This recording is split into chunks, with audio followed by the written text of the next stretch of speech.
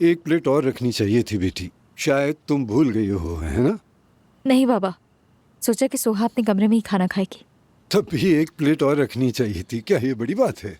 अगर कमरे में खाना चाहती है तो उसकी मर्जी। ठीक है बाबा। मुझे मालूम है ये तुम्हारे लिए आसान नहीं है, लेकिन हमें मेहमान को घर में इज्जत से रखना चाहिए। हाँ, एक बात और, वो ये कि वो हामला भी है। फिक्र मत करें बाबा, मैं यहाँ आए हुए मेहमान का एहतराम करूंगी। शुक्रिया मेरी अच्छी बेटी।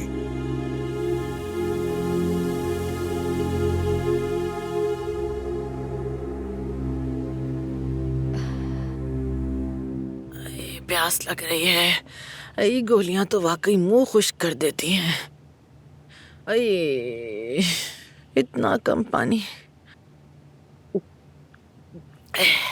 एक घूंट से क्या होगा? ये दोहा पानी क्यों नहीं भरती है? आखिर किसी काम की नहीं है। अये,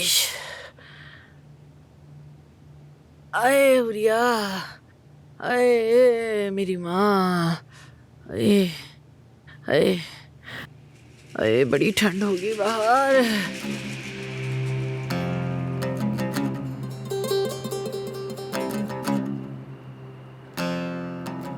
नवीन, तुमने सोहा को बागी बना दिया है। मुझ पर इल्जाम मत लगाओ। क्या तुम कभी उसके लिए अच्छे बाप बन सके? कभी भी तुमने उसको अच्छी नसीहत की?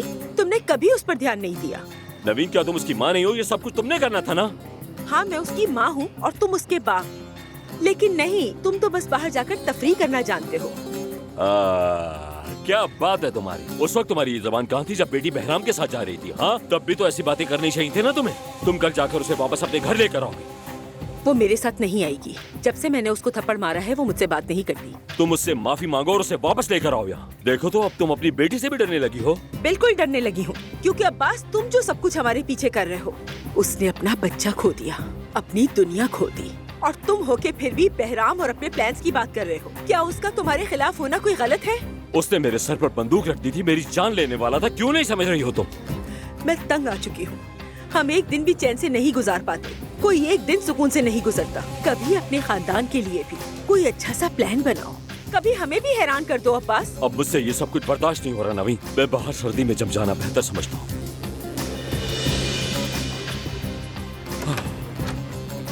बस हर वक्त बहस करती रहती है मुझसे।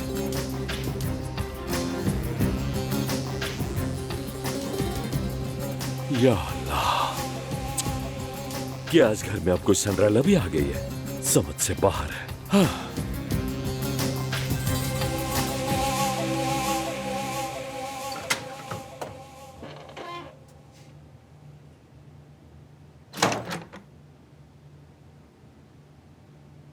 वो पुरानी दानिया कहाँ गई जिसे मैं जानती थी? वही दानिया जो मेरे हर हुक्म पर बगैर किसी सवाल के चलती थी, जो हमेशा मेरी बात मानती थी। मैं चाह कर भी पहले जैसी नहीं हो सकती। उस माँ से कह रही है जो अपने बच्ची को खो चुकी है।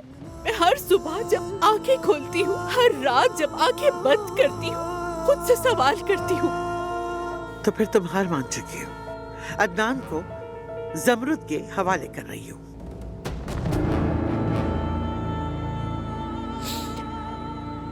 मुझे थोड़ा वक्त चाहिए बस। यही मैंने जमरुद को भी कहा था। क्या कहा तुमने? कहा मैं सोचना चाहती हूँ। ये बहुत अहम फैसला है और मैं वाकई ऐसा सोचती हूँ अस्मत साहिबा। अगर तुमने वाकई कुछ सोचा होता तो तुम कभी भी अपने हाथ से ये मौका नहीं जाने देती दानिया। खैर, मैंने इनकार नहीं किया। लेकिन तुमने हाँ भी नहीं कहा।